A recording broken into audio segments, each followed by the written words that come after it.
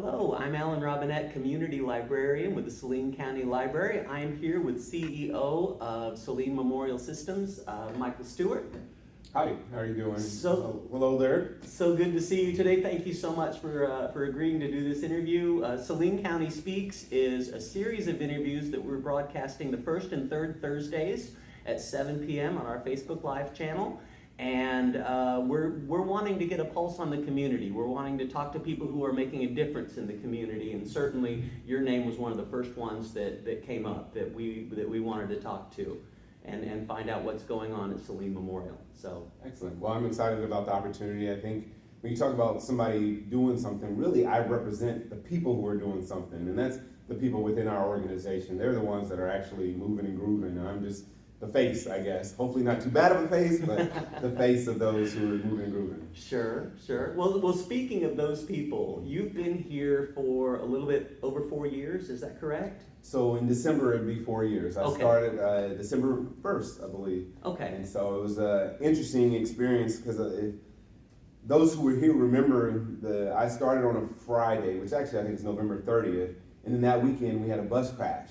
There was a bus coming from Dallas going to Memphis, and so I got here that afternoon. I worked my last shop that morning and drove here that day. Got here that afternoon, got into my temporary housing situation, and Saturday night got a call that, hey, we got this bus situation, and came to the hospital. And my wife was like, already? I was like, that's the job. And so, fortunately there weren't too many young people hurt in that situation, but it gave me a good chance to kind of see immediately, our emergency response and kind of meet a lot of the people as they were doing what they needed to do at that time. And as I got home later that night, or I guess early that morning, I told my wife that I saw the reason why I came here, and that was I saw people loving on people they didn't know. These were kids that were coming from Dallas. I believe they were permanent West Memphis young people, and no one here knew them. There was no family here of theirs, and I just saw people just put all hands on deck and try to help those young people and then help their families. Most of the children were transferred to Children's or went directly to Children's, and so we ended up doing a lot of redirecting, but they did it with compassion, care, and grace. Well, and that's, I speak with no knowledge, but I've got to assume that running a hospital is not like running a traditional business. It is an absolute people-centric crisis center, and that's from having an MBA background. That's got to be something a little different than maybe some of your classmates went into. Oh, definitely. And so when you think about normal business, you typically try to look at your inputs and ensure that you have the best outputs from those inputs, i.e. you get a good piece of steak, you want to make sure that steak is done well as an output, or if you're making a widget, you get all the pieces of that widget, put them together, and make sure you have a great output. Healthcare is one of the few spaces where you have zero control of the inputs. You and I may eat a steak today and not work out, right, or not do anything to improve our health, but then when we come to a hospital, we expect miracles. Right, and then the staff are coming from all types of backgrounds, and they have to put that to the side and deal with somebody else's crisis. Well, and exponentially, if that miracle doesn't happen, there's a very thin line between miracle and catastrophe. Oh, definitely, and so in that, when you come through an emergency department, that's an acute episode, right? And so you're coming in, we know nothing about you, right, and you're telling me your stomach hurts. And so I've got to try to figure out, and our team actually has to try to figure out, okay, why is your stomach hurting? Sure. What did you do? Was it the meal you ate? Is it cancer on the extreme case of the situation? And you just want that addressed, and unfortunately, a lot of people want that addressed in 15 minutes. Well, I just want my stomach to not hurt anymore. Exactly. But of course, medicine being a practice, every individual is different. So there are metrics, but there are few comparisons that you can make with my stomach ache and Amanda's stomach ache. Correct. Yeah. And and we don't know what all you did, and you may not even know what all you did to get to that point. So, right, in that sense, it's different. But some of the similarities, I'm still responsible for P&L. right? And one of my first hospitals was a San Franciscan hospital, and the nun said, "Remember, Michael, no money, no mission."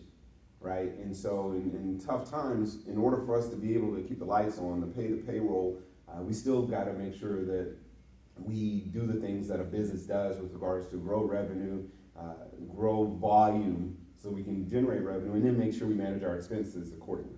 And that's where the Venn diagram kind of meets between hospitals and traditional businesses.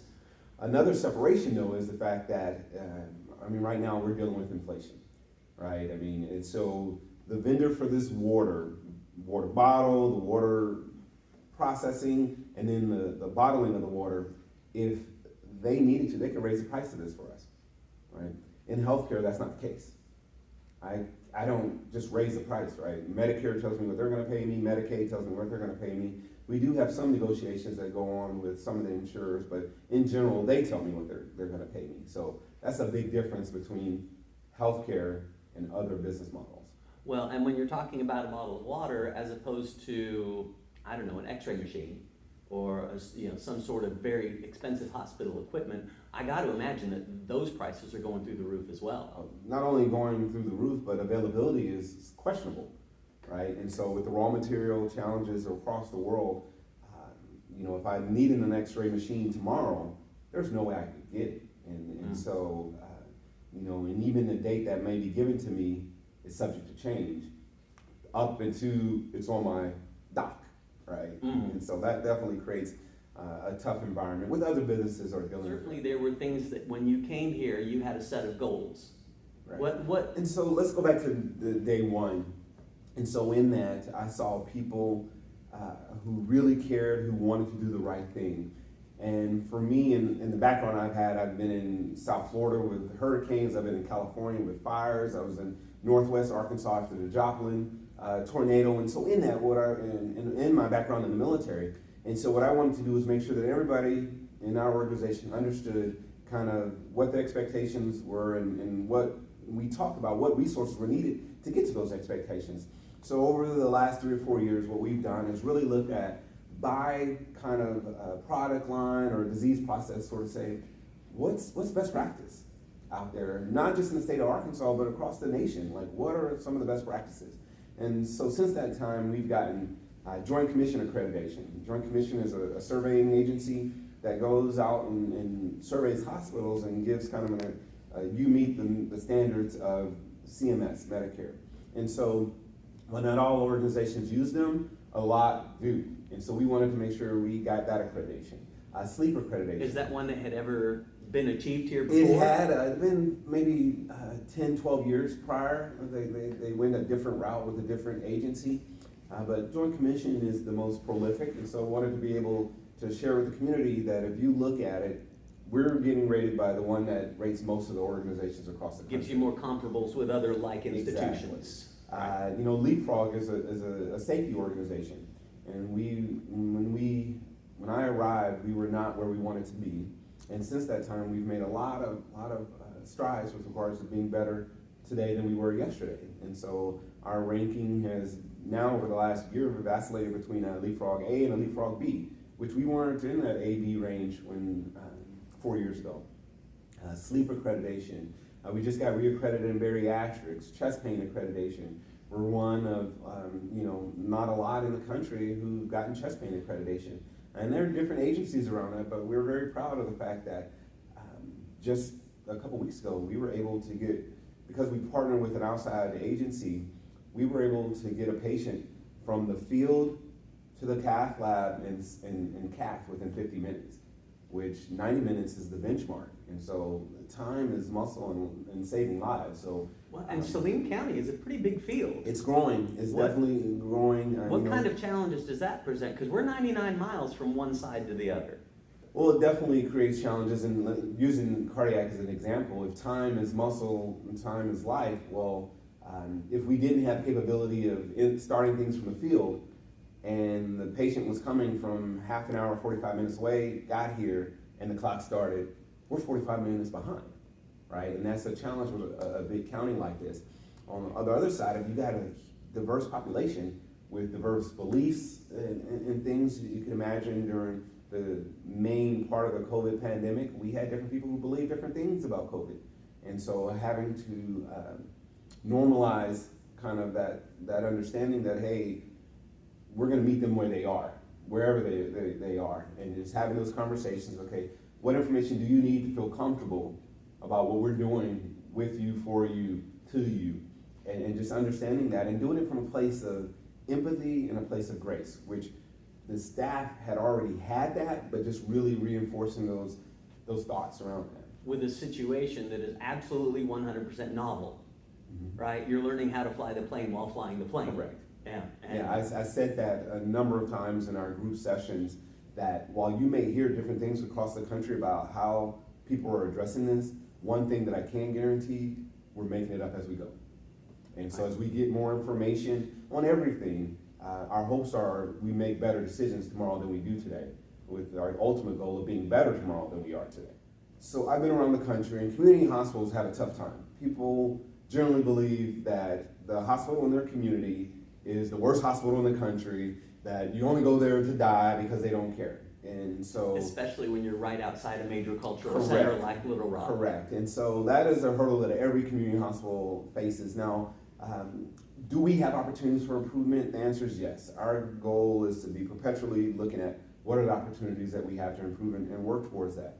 But what I tell people, no matter what community I'm in, I say, look, because of the size of the community, size of the hospital, we may have 10 opportunities to address something.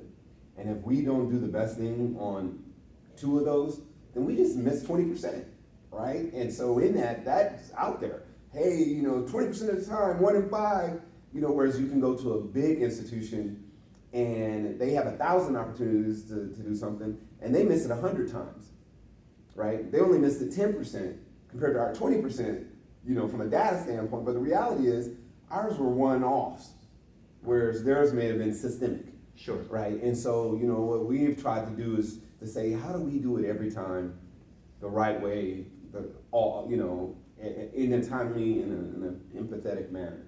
And that is challenging to get something 100% of the time, or using that example, 95% of the time, we only have 10 chances Sure. to get it. And that's the challenge with community hospitals. But ultimately, my hopes are the thing that differentiates us is that we are high touch and high quality.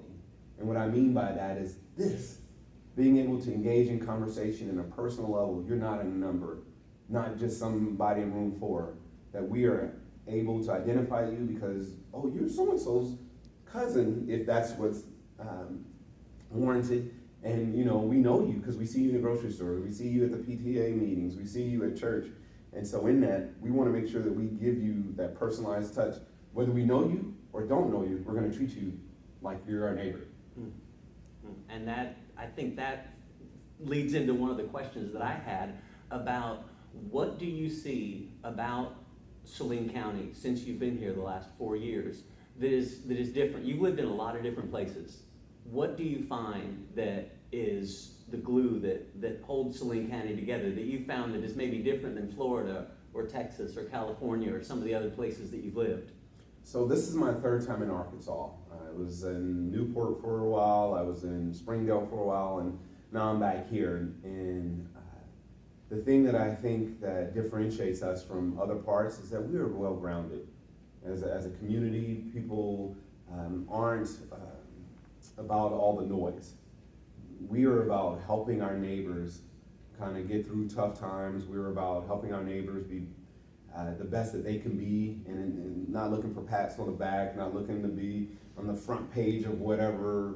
We're just looking at, okay, are we doing the right thing the right way for our family and for our friends and for our neighbors? And so I think that's what differentiates Saline County, because it's not all about the politics, it's not all about the money, it's about doing the right thing the right way for our friends and family. And I think we're in that middle range where we are a large enough community that we can have the amenities and some of the things that we have, but we're still a small enough community that we can have that folksiness and that neighborliness that we have. And so when I go to communities, one of the things I do is I check out the Walmart and Target, right?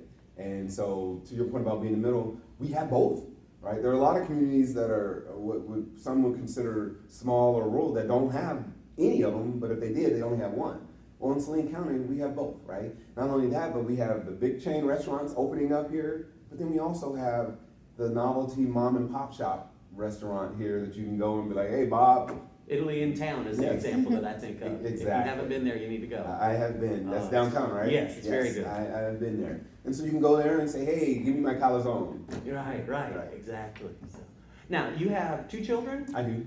Okay. I've been blessed with a son, Nathaniel. He is now 7, and so very energetic. He can play soccer, Ninja Warrior, just finished track, qualified for the Junior Olympics in track at 7 years wow. old. So that was a neat experience. Oh, and then I yeah. have a daughter who is very energetic, sassy, and she does dance and she sings around the house, and so she's gonna be a handful. Okay. Now, I'm a librarian. I have to ask: Are they readers? We're trying to encourage that.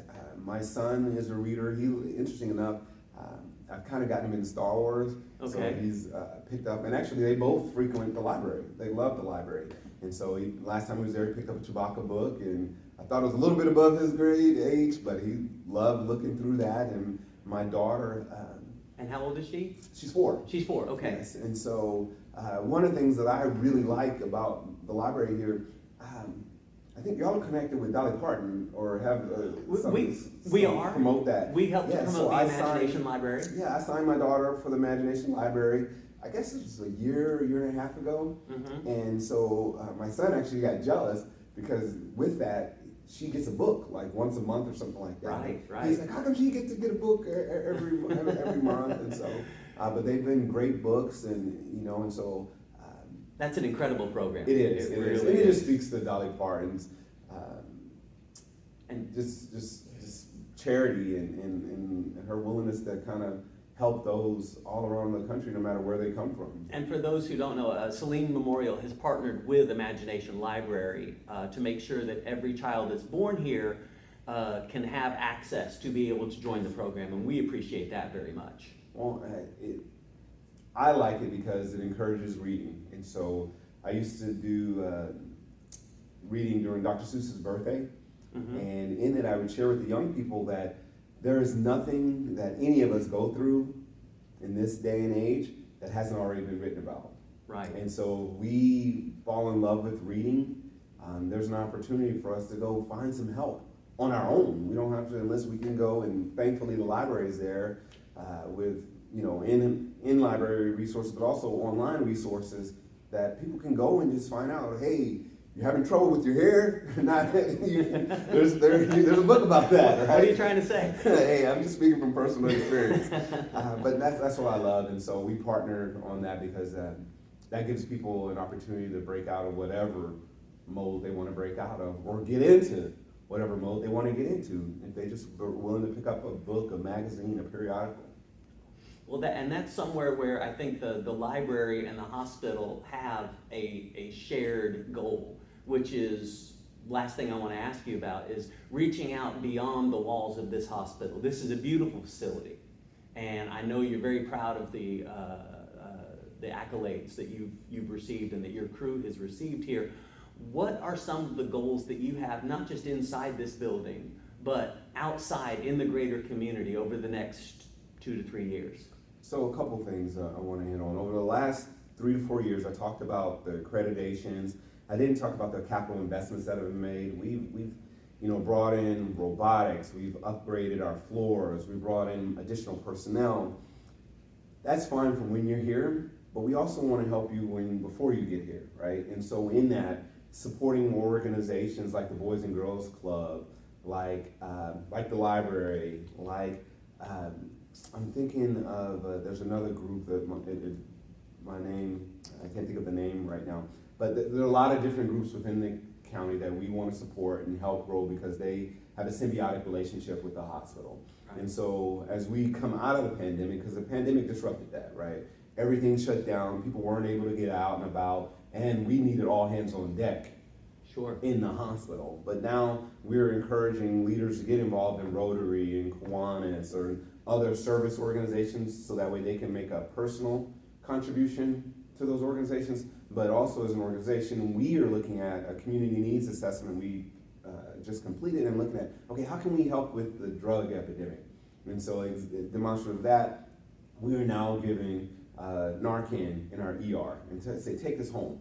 You know, if it's not for you, it may be for somebody that's in your circle that needs help. Right. We have peer specialists who are called, basically what I consider wounded healers, right? These are people who've experienced things themselves, and because of grace and people helping them, they now want to kind of pay it forward. Clint is one of those. Exactly. He's fantastic. Exactly, and so we want to kind of help them from a place of knowing, right? It's one thing for me who's never delivered a baby to tell you what I read about delivering babies, right? But it's another for a mom with 5 kids to talk to a soon-to-be mom Sure. about her experience. And so that's what we're trying to do with the opioid epidemic and addressing that.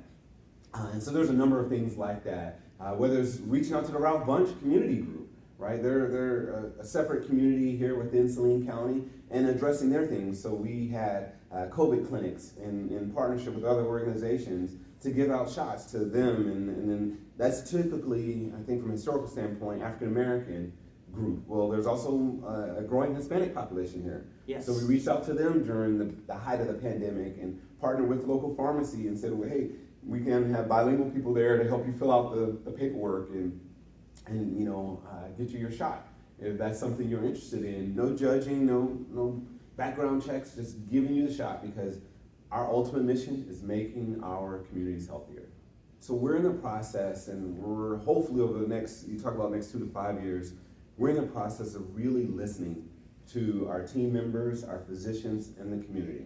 While we won't be able to address everything that we hear, what we do want to do is make sure that all our constituents understand that we did listen and that we're following up with what we can. One thing I wanted to talk about, of course, this being October, October is Breast Cancer Month, and I know that you at Saline Memorial have made big strides in cancer treatments. I wanted to ask you about that. Yes, so the first thing we did was we got additional equipment. So we got 3D mammography equipment in, and so it's something that gives the doctor a lot better view of the breast and kind of makes it a situation where we can detect things earlier, because they can put contrast, they can change the lighting, a lot of cool things they can do with that. So that's the first thing we did was equipment. But going into October this year, we got a special thing we got kicking off. It's called Bosom Buddies. And so what we're doing is encouraging people, you out there, to come get your mammography, but also bring somebody with you. Now, it could be your husband, it could be a girlfriend, it can be whatever, but we want to do that because we want to encourage this. Early prevention saves lives, plain and simple. And so we have that. And then the last thing that I'm doing, because this is something that we're passionate about, is I'm doing Real Men Wear Pink. And so in that, we're raising funds for breast cancer research. And, you know, again, same concept.